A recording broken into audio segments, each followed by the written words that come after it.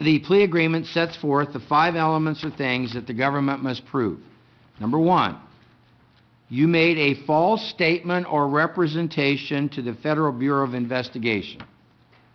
Number 2, that false statement or representation was material. That is, it had the capacity to influence an investigation. Number 3, your false statement or representation concerned alleged federal crimes and therefore was within the jurisdiction of the FBI.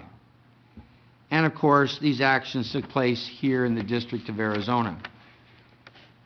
Do you understand that if the crime you are pleading guilty to were to go to a trial, the government must prove each and every one of those first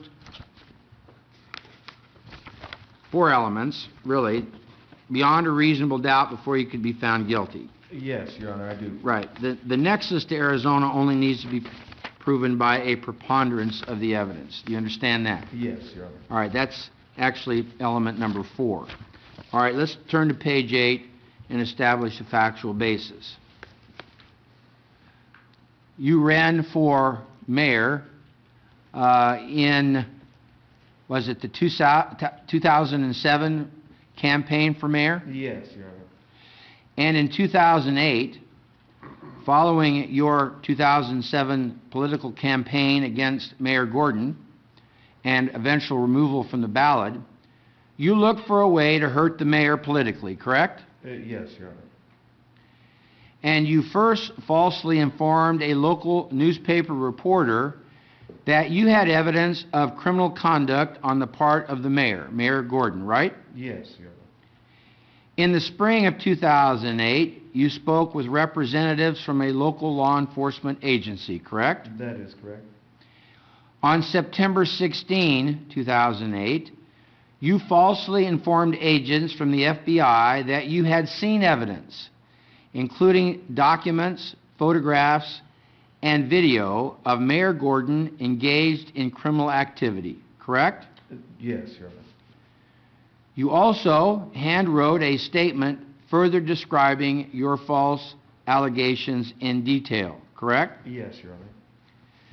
Today, you fully and completely repudiate your September 16, 2008 statement to the FBI, correct? Yes, Your Honor, correct.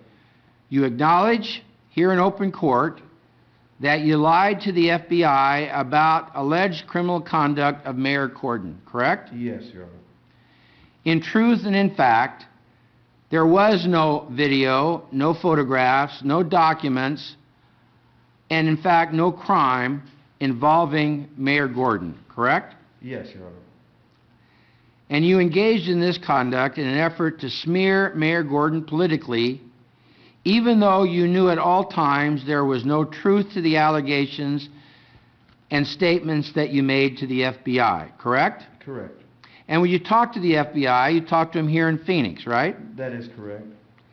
And you further recognize and acknowledge that you wasted the time and the resources of the FBI agents and other FBI personnel for your own political purposes in giving false information to them about Mayor Gordon, correct? That is correct. Mr. Stano, do you have any additions or corrections to the factual basis? No, Your Honor. Mr. Maupin, after giving me all of that information, how do you plead to count 1, which is the only count in the indictment, charging you with the crime of false statement to a federal agency in violation of Title 18, United States Code, Section 1001, a Class D felony? Are you guilty or not guilty? Guilty, Your Honor. Are you pleading guilty to this crime because you are guilty of this crime? Yes, Your Honor.